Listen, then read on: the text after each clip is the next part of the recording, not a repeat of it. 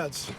First day in pads is always exciting for every program in the country. I mean, to put on these full pads and get out here and get some team, we had to kind of pull them back a little bit. It started to turn into a scrimmage, which wasn't what I was trying to get done out here in teamwork. But right now it's really spirited. There's a lot of pride on both sides, and it seems like every time the offense makes a play, the defense rallies, and same thing on the other side of the ball when it goes that way. And it's the head coach is the only guy that every day he's walking off upset about something. When the offense is doing well, he's worried about his defense. When the defense is doing well, he's worried about his offense. And it's hard as a football coach to understand really where you are right now. But like I've said this before, I think the only way we're going to get to where we want to go is to put in a lot of hard work, and got a long way to go, but I like a lot of the things that I'm seeing out here right now.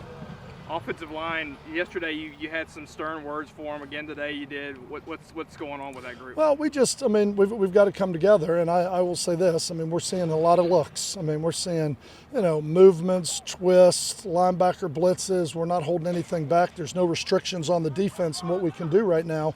And so it's not just a stale defensive front. So they'll come together. They're working hard at it, and we've got some expectations on where we want to be, and we're working hard to get there. And so I think my job as a coach is set a standard and not to lower it. And there's certain things that I expect, and we can come out here and step with the right foot and do some little things the right way. And that's what I keep getting upset about. But we'll get it. Their attitude's good, and they're working hard. And I really like a guy like O'Shea Dugas, who's a freshman who's coming in, who's been in this offense for 5 days, and all of a sudden he's thrown out to one of the most complex defenses in the country. So he's not only trying to learn all his rules, but trying to learn the adjustments to all the crazy things we're getting as a defense. But I think it'll help us as we go through the season as an offense, as we talked about quite a bit last year.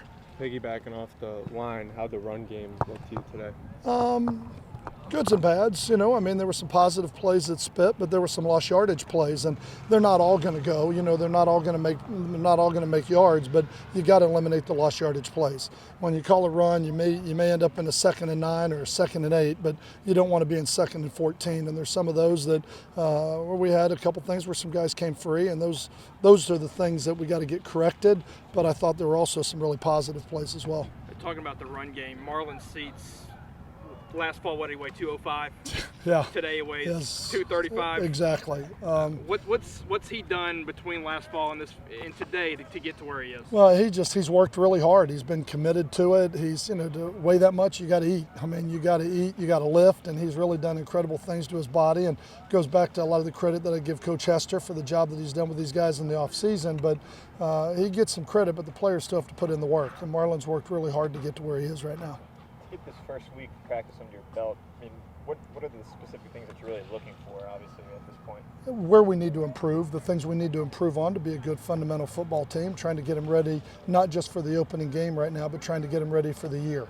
And so, we don't go into this and game plan each other. We're trying to run our offense and see it against a lot of different things, and our defense is trying to run theirs and see it against a lot of different formations. And it gives us an idea on where we are and some of the things that we need to work on, but I think it better prepares us for the season. So right now, I think the biggest thing we have to do is just continue to look at some of the mistakes we're making and get them corrected.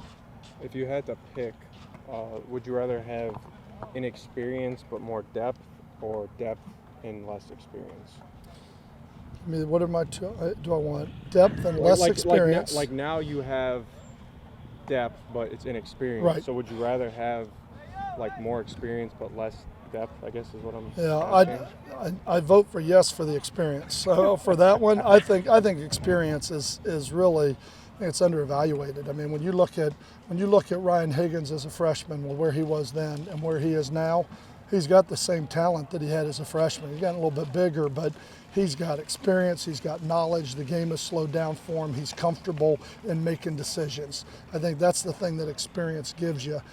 We have talent, but we don't have a lot of experience when you talk about our depth. And I would love to have experience, but when you can get some experience depth, you got a pretty good football team, and that's what we're working for.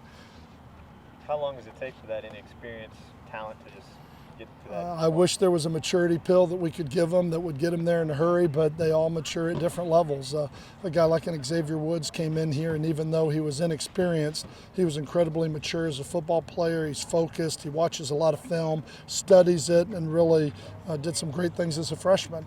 And there are other freshmen that need to be redshirted because they're that far away from just the knowledge of the game, and a lot of it comes from the high school program they came from, and how complex their offense or defense might have been. So a lot of variables go into that.